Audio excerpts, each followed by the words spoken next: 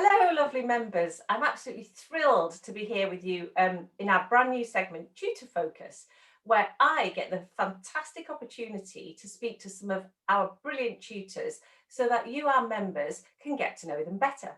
And today I'm thrilled to be joined by the wonderful Nkem Ivara of Wordsmythe Tutoring. Hi, Nkem, and how are you today?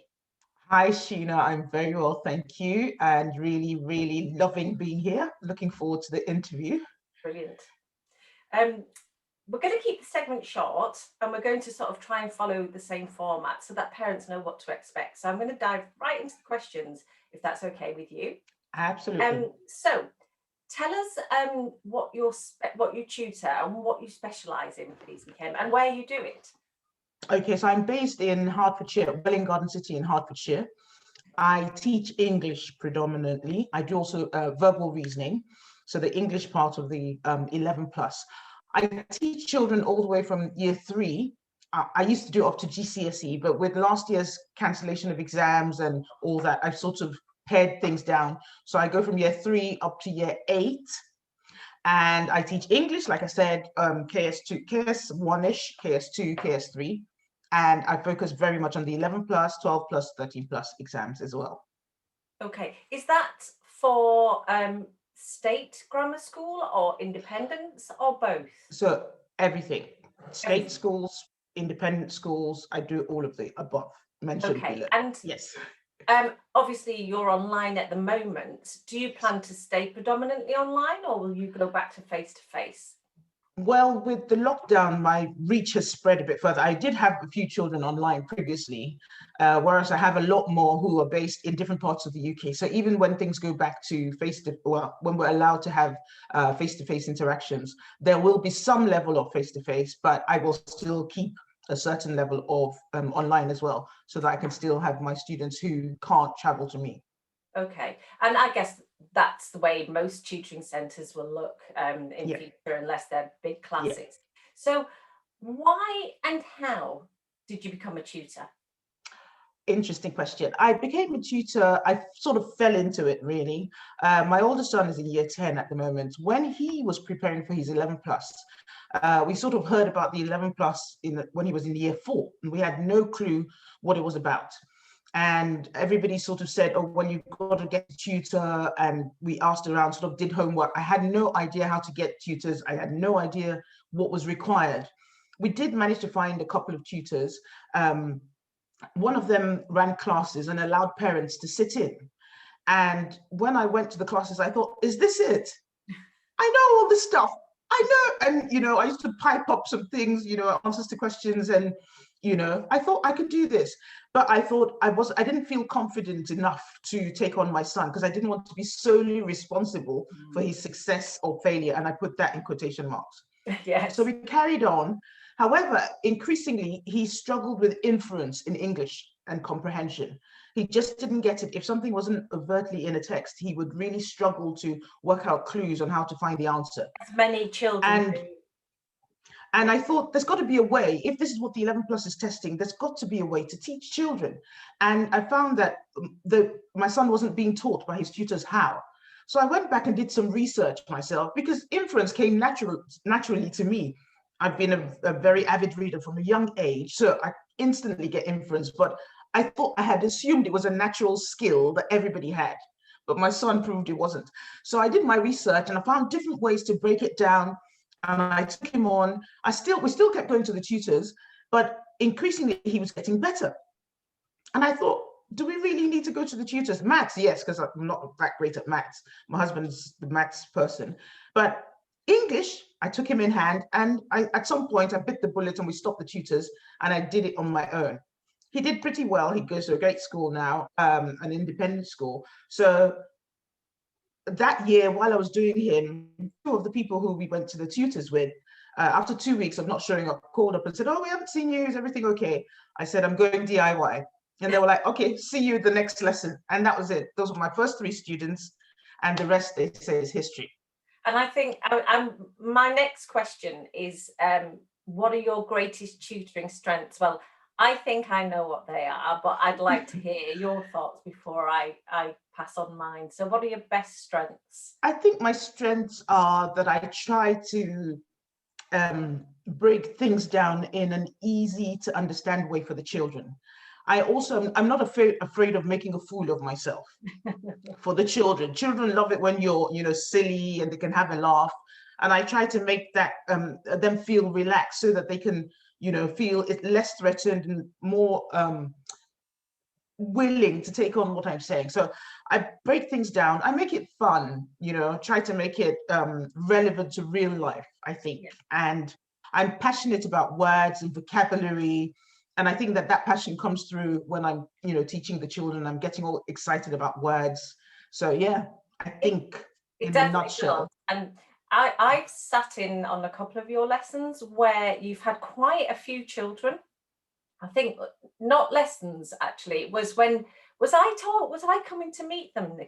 You came to meet my year fours last year. Yes. So there were about 25 or Yes. almost So 30 because I children. went to meeting them, there was a lot of children. Yeah. And the one thing that I really noticed and would be very important to me as a parent was you discipline and control is the wrong word. They're almost too harsh, but you actually conducted that amount of children very, very well. And I saw that they all responded to you. They knew what they should do when and where. And I found that really, really good, because I can imagine it's very difficult when you've got lots of children on a Zoom call to keep them under control. And I'm putting that in inverted commas because I can't think of a softer word right now. But yeah, so I felt that you were very, very, very good on the respect side. Actually, they respect you a lot. And yeah, your passion comes through. But those Thank you. yeah, I agree with that. Can I just quickly interject? That was not a normal lesson. No, that was bringing all of the year five, all of the year fours at the time to meet you. I have smaller groups and that. That's why I stuttered at. That's why I stuttered at the beginning, because it was a big lesson. It was a come and meet. Yes, so, meet the author. Yeah. Chat. Yeah. So yeah, I'm sure your lessons are much smaller. Okay, so what is your favourite part of tutoring?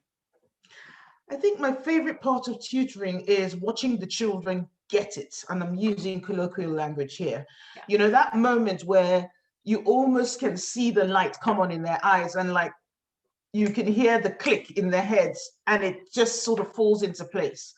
And that excitement that they get in trying to communicate, I get it now, let me show you.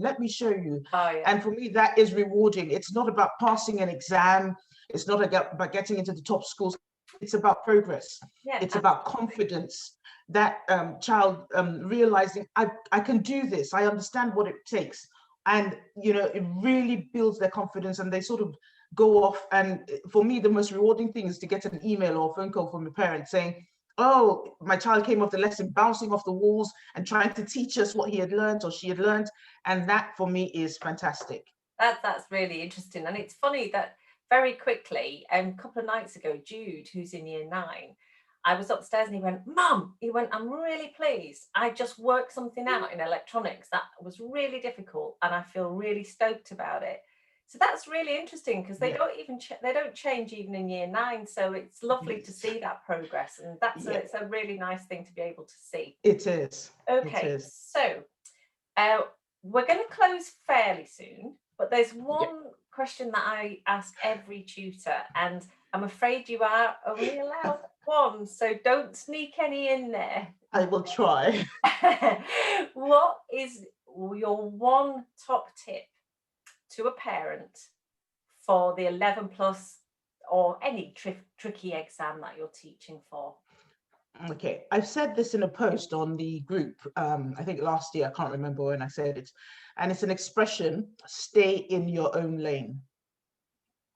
And I'll explain. The 11 plus is, again, I've said this in another post, is like a many-headed hydra.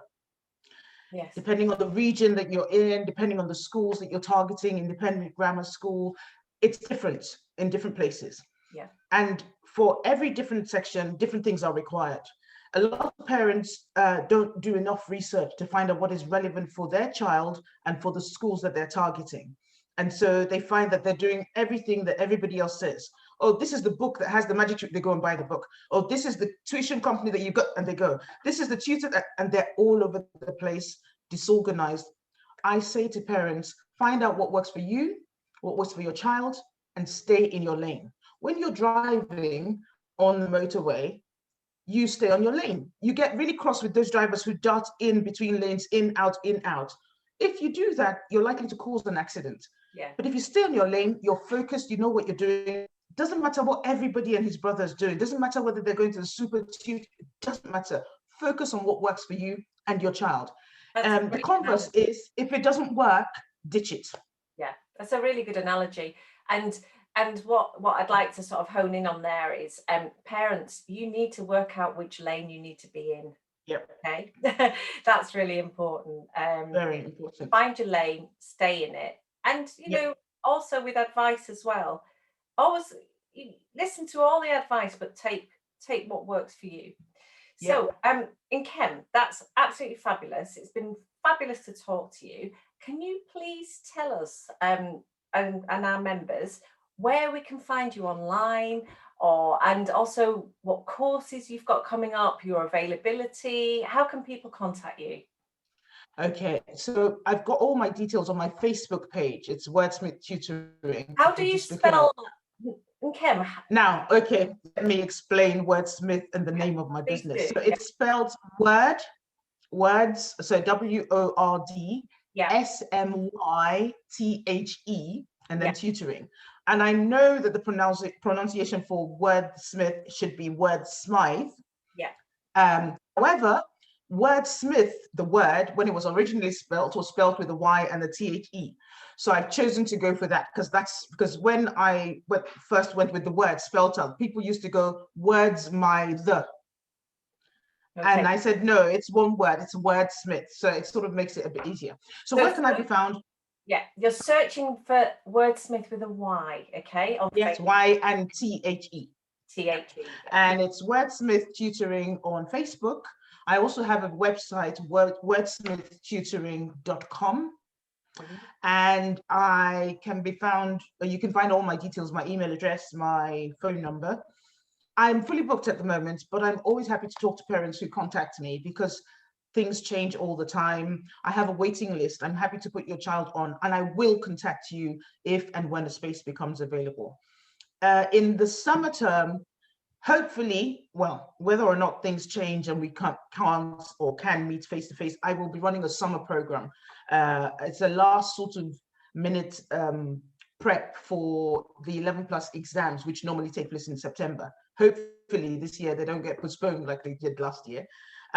So yes, you can contact me via any of those, either the group, if you search my name, Nkem Ivara, you should find me, wordsmythetutoring.com, and that's spelled WORDSMYTHE and tutoring.com. Okay. That's fantastic, Nkem, and it's been lovely to talk to you today. I recommend lots of people to you, but I do know that you're full at the moment. So good English teachers are not easy to find. So thank you so much for your time, and we'll speak again soon. Thanks. Thank you, Sheena. Bye. Thank you for having me. Bye. Bye. Pleasure. Bye.